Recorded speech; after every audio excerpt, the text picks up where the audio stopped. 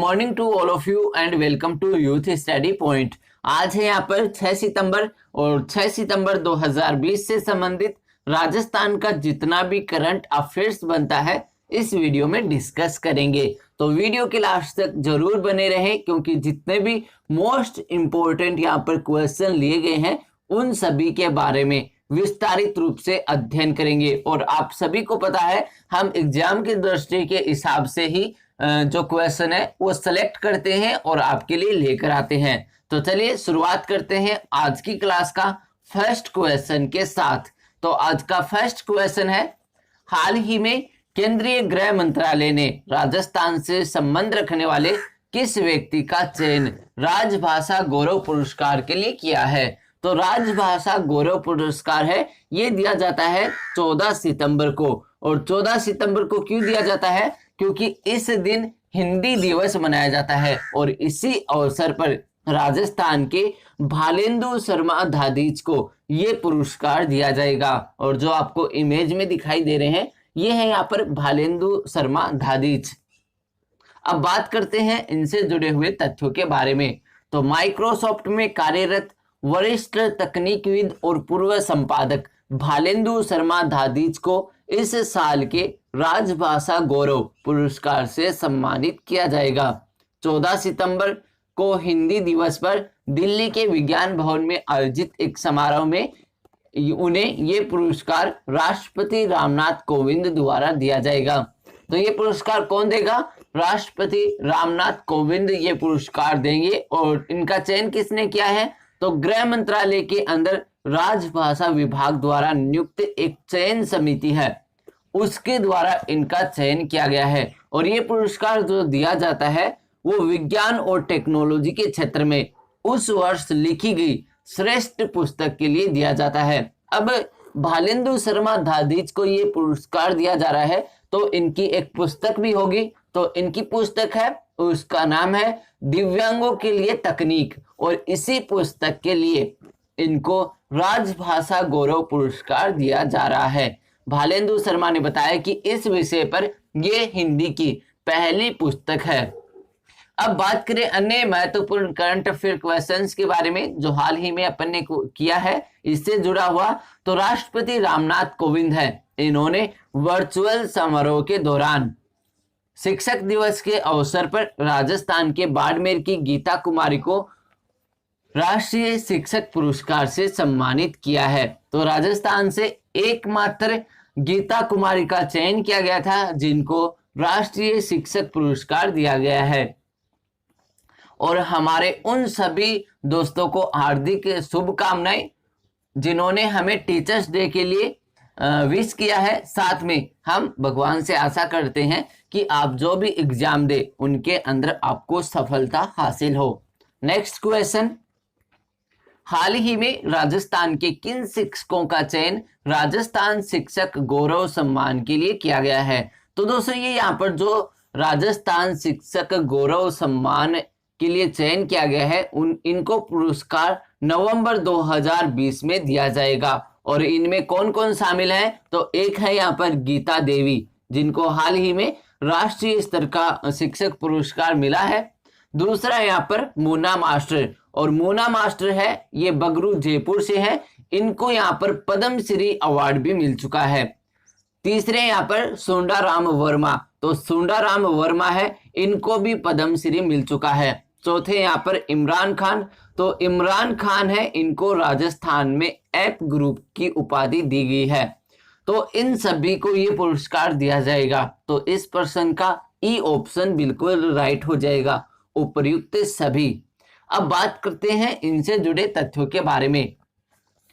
तो पुरस्कृत शिक्षक फोरम राजस्थान द्वारा दिया जाने वाला राजस्थान शिक्षक गौरव सम्मान के लिए शिक्षक दिवस की पूर्व संध्या 4 सितंबर को निर्मल ग्रोवर की अध्यक्षता में गठित चयन समिति की अनुशंसा पर राजस्थान को गौरव दिलाने वाले 4 पूर्व तथा वर्तमान कार्यरत शिक्षकों के नाम की घोषणा की है। इसमें पद्मश्री संगीतज्ञ और संगीत शिक्षक मोना मास्टर जो बगरू जयपुर से स्थित है, और पद्मश्री सुंडाराम वर्मा जिनका संबंध सीकर से है, ऐप निर्माता गुरु इमरान खान तथा राष्ट्रीय शिक्षक पुरस्कार से सम्मानित गीता देवी का चयन इसके तहत किया गया है। इन्हें नवंबर 2020 में फोरम द्वारा आयोजित किए जाने वाले राज्य स्तरीय शिक्षक सम्मान समारोह में सम्मानित किया जाएगा। तो दोस्तों, राजस्थान से इन 4 शिक्षकों का चयन किया गया है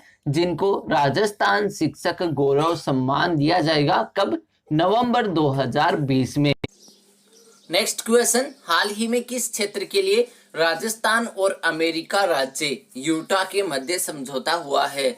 तो अमेरिका के अंदर एक राज्य है जिसका नाम है यूटा और एक अपना राजस्थान है। इन दोनों के मध्य ऊर्जा क्षेत्र के लिए ये समझौता हुआ है। तो सी ऑप्शन अपना बिल्कुल राइट हो जाएगा। और जो आपको इमेज में दिखाई दे रहे हैं, एक तो यहाँ पर भारतीय राजदूत हैं तरणजीत सिंह संधू, जिनको अमेरिका में भारत का राजदूत नियुक्त किया गया है। दूसरे यहाँ पर अमेरिका के सौर ऊर्जा डेवलपर हैं जिनके मध्य ये हस्ताक्षर हुए हैं। अब बात कर लेते हैं इनसे जुड़े तथ्यों के बारे में। तो राजस्थान के ऊर्जा विभाग और अमेरिकी राज्य यूटा के गवर्नर ऑफ एनर्जी डेवलपमेंट कार्यालय के मध्य ऊर्जा क्षेत्र में साझा विकास को लेकर एक महत्वपूर्ण समझौता किया गया है। इस समझौते पर अमेरिका में भारतीय राजदूत तरणजीत सिंह संधू और यूटा के गवर्नर गैरी आर हर्बर्ट ने हस्ताक्षर किए हैं। यूटा राज्य में टाटा केमिकल्स, एसोसिएटेड कैप्सूल और शामिल लैब जैसी तकनीकी सेवाओं के विकास में इसका महत्वपूर्ण योगदान रहा है। तो दोस्तों, राजस्थान के मध्य और यूटा राज्य के मध्य ऊर्जा क्षेत्र से संबंधित ये समझौता हुआ है जिस पर हस्ताक्षर किए हैं तरणजीत सिंह संधू, जिसने भारत की तरफ से हस्ताक्षर किए हैं, और यूटा की तरफ से यहाँ पर गैरी आर हर्बर्ट ने हस्ताक्षर किए हैं। नेक्स्ट क्वेश्चन, हाल ही में राजस्थान के कितने किलों की रिपोर्ट यूनेस्को को भेजी जाएगी जिनको 2013 में विश्व विरासत का दर्जा दिया गया था? तो विश्व विरासत है, इसका दर्जा दिया गया था 6 किलो को, जिनकी रिपोर्ट हाल ही में भेजी जाएगी। अब दोस्तों, इनकी जो रिपोर्ट भेजी जाएगी वो किस लिए भेजी जा रही है? वो इसलिए क्योंकि यूनेस्को द्वारा ये तय किया जाता है कि इनके लिए कितना कार्य किया गया है और कितना कार्य नहीं किया गया है, और राज्य सरकार इस रिपोर्ट में दर्शाएगी कि विश्व विरासत का दर्जा मिलने के बाद इनके लिए ये प्रोजेक्ट चलाए गए हैं, इनके संरक्षण के लिए अनेक कार्य किए गए हैं। चलिए बात करते हैं इससे जुड़े तथ्यों के बारे में। तो राजस्थान में आमेर सहित 6 किलों को 2013 में विश्व विरासत का दर्जा मिल चुका है। अब तक इनके संरक्षण के लिए और आगामी 5 सालों में क्या क्या कार्य किए जाने हैं, अब इसकी रिपोर्ट इसी वर्ष यूनेस्को को भेजी जाएगी। अब 2013 में राजस्थान के आमेर, कुंभलगढ़, गागरोन, रणथंभौर, जैसलमेर और चित्तौड़गढ़ किला को विश्व विरासत सूची में शामिल किया गया था और इनकी रिपोर्ट है वो यूनेस्को को भेजी जाएगी। नेक्स्ट क्वेश्चन, हाल ही में राजस्थान सरकार ने राज्य में औद्योगिक निवेश को बढ़ावा देने के लिए राज्य को किन सेक्टरों में बांटा है? यानी कि राजस्थान के जो जिले हैं उनको किन भागों में बांटा गया है? तो यहाँ पर 3 सेक्टर बनाए गए हैं। कितने सेक्टर बनाए गए हैं? 3 सेक्टर, जिसमें पहला सेक्टर है वो पहाड़ी सेक्टर, यानी कि पहाड़ी सेक्टर के अंदर कितने जिले शामिल किए गए हैं। दूसरा है यहाँ पर मैदानी सेक्टर और तीसरा यहाँ पर अति पिछड़ा और पिछड़े सेक्टर। तो ये है यहाँ पर 3 सेक्टर जिनके अंदर औद्योगिक निवेश को बढ़ावा देने के लिए हमारे जो राजस्थान के जिले हैं उनको बांटा गया है। तो इस प्रश्न का डी ऑप्शन अपना बिल्कुल राइट हो जाएगा। अब बात करते हैं इससे जुड़े तथ्यों के बारे में। तो हाल ही में राजस्थान में औद्योगिक निवेश को बढ़ावा देने के लिए राज्य को 3 सेक्टरों में विभाजित किया गया है, जिसमें कौन कौन से? एक पहाड़ी है, दूसरा मैदानी है और तीसरा अति पिछड़ा और पिछड़ा सेक्टर है। पहाड़ी जिलों में बांसवाड़ा को शामिल किया गया है, डूंगरपुर को शामिल किया गया है, प्रतापगढ़ को शामिल किया गया है, राजसमंद को शामिल किया गया है और सिरोही को शामिल किया गया है। मैदानी जिलों में बाड़मेर को शामिल किया गया है, चूरू को शामिल किया गया है, जैसलमेर को शामिल किया गया है, जोधपुर को शामिल किया गया है और बीकानेर को शामिल किया गया है। अब दोस्तों कुछ ऐसे जिले भी हैं जिनको दो दो सेक्टर में शामिल किया गया है, जिसमें जो पिछड़े और अति पिछड़े जिले हैं उसके अंदर बांसवाड़ा को शामिल किया गया है और बांसवाड़ा को पहाड़ी जिलों में भी शामिल किया गया है। बारान को इसमें शामिल किया गया है, बाड़मेर को शामिल किया गया है और बाड़मेर को मैदानी जिलों में भी शामिल किया गया है। धौलपुर को शामिल किया गया है, डूंगरपुर को शामिल किया गया है, झालावाड़ को शामिल किया गया है और करौली को शामिल किया गया है। तो ये यहाँ पर 3 सेक्टर बनाए गए हैं। इन सेक्टरों में नगर परिषद और नगर पालिकाओं को भी शामिल किया गया है। तो दोस्तों आपको ध्यान में रखना है ये 3 सेक्टर किस लिए बनाए गए हैं, औद्योगिक निवेश को बढ़ावा देने के लिए बनाए गए हैं। अब इस क्वेश्चन को अलग प्रकार से भी पूछा जा सकता है। आपको एक जिले या 3 जिले का नाम दे दिया जाएगा और एक अलग जिले का नाम दे दिया जाएगा और पूछ लिया जाएगा कि ये किस सेक्टर में शामिल किया गया है या फिर इनमें से कौन सा असंगत है। इस प्रकार के क्वेश्चन भी बन सकते हैं। नेक्स्ट क्वेश्चन, हाल ही में राजस्थान का शिक्षा विभाग किसके साथ मिलकर डिजिटल शिक्षा को लेकर पहला पायलट प्रोजेक्ट है वो शुरू कर रहा है। तो राजस्थान शिक्षा विभाग है, ये यहाँ पर मिशन ज्ञान और केयर्न इंडिया है, इसके साथ मिलकर ये पायलट प्रोजेक्ट शुरू कर रहा है। तो इस प्रश्न का सी ऑप्शन बिल्कुल राइट हो जाएगा, उपर्युक्त दोनों। अब बात कर लेते हैं इससे जुड़े हुए तथ्यों के बारे में।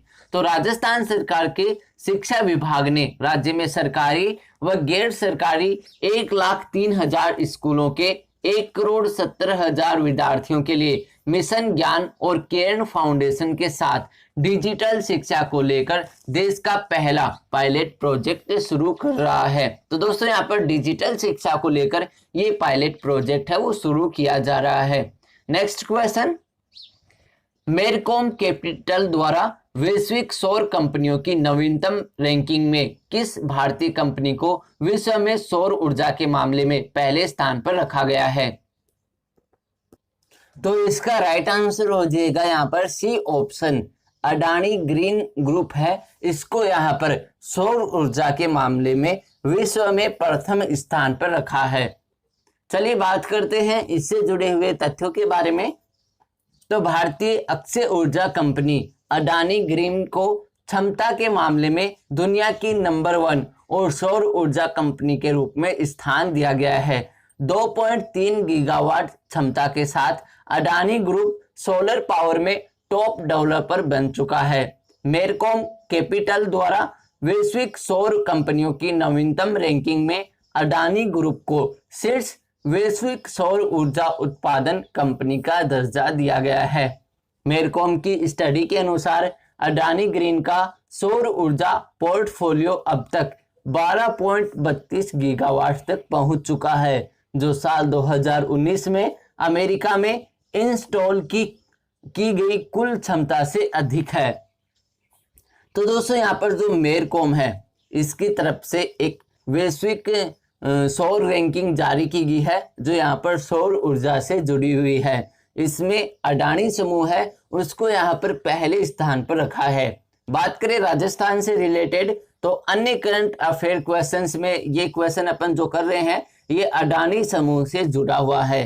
राजस्थान में अडानी समूह है और अमेरिका की ईडन कंपनी ने मिलकर सौर और पवन ऊर्जा क्षेत्र में 2072 करोड़ रुपए का निवेश किया है।